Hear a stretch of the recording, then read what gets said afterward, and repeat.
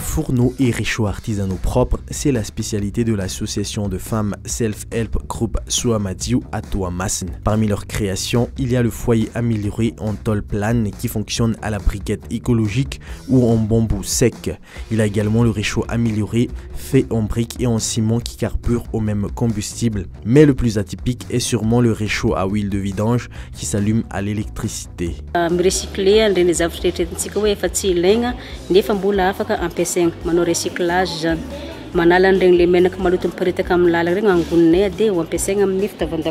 Le principe du fourneau est assez simple mais ingénieux. Le concept n'est pas nouveau, mais l'association y a apporté sa touche personnelle. Ato agnatiny ato misy équipement maromaro, misy ventilation, de misy régulateur, de ty moa zany nentinay hoe batterie no ampiasaintsika aketo. Batterie no izy zany ampiasaina de branchegna zany batterie plus ou moins de magnodigna an'le ventilateur ato agnatiny ato. Rehefa mandeha ny ventilateur de mampirehitra afo eto, maka na lamba na tapaka hazo atsatoka amin'ity lelany ity.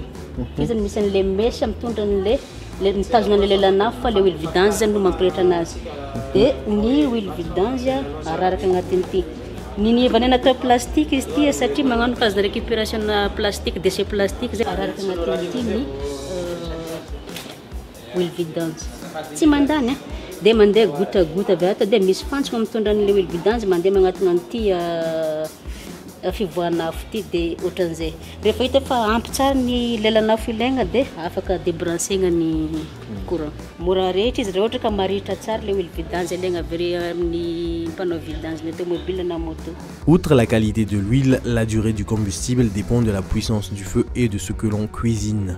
Raha ohatra zao ka atao hoe somary malefadefaka ny afo, eraka an'ity mamasaka sakafo mandraigna sy hariva antoandro agnatin'ny 3 andro.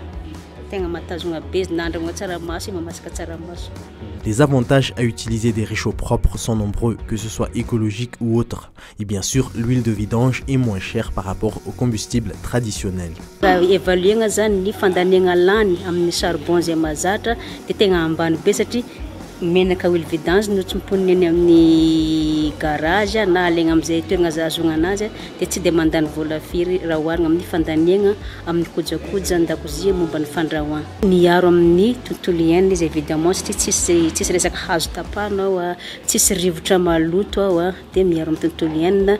Rehefa miaro amin'ny tontolo iainana de miaro amin'ny fahasalamagna, miaro amin'ny fahadiovana. Pour ces femmes de Tuamasin, l'idée de créer un réchaud à huile de vidange est à la fois économique et écologique. En finir avec la pollution à l'huile de vidange dans la ville de Tuamasin est l'idée. C'est moi zany avy amina ONG. Misy ONG Saint-Gabriel zay mi-incubé ny association agny Tamatavy agny, fikambanam-behivavy fogna zany toagnana. De zay fikambanam-behivavy amin'izay mahatsapa hoe ny huile vidange zany de tegna anisan'ny mandoto tanàgna mihitsy agny aminay agny. De ahoana ny fomba atao i-récupérena an'ireto huile vidange reto. Any aminay agny moa toerana legna mando lava eo de matetika ampiasaigna andokogna tragno mba iarovagna amina biby. De niditra ny hevitra hoe araha huile vidange karaha mirehitra ty moa zany ampiasaintsika amin'ny zavatra hafa de nagnano recherche amin'ny internet na raha jiabijiaby amin'ny internet jerevana ananjy fa améliorer anay arakaraka ny fahefanay akeo.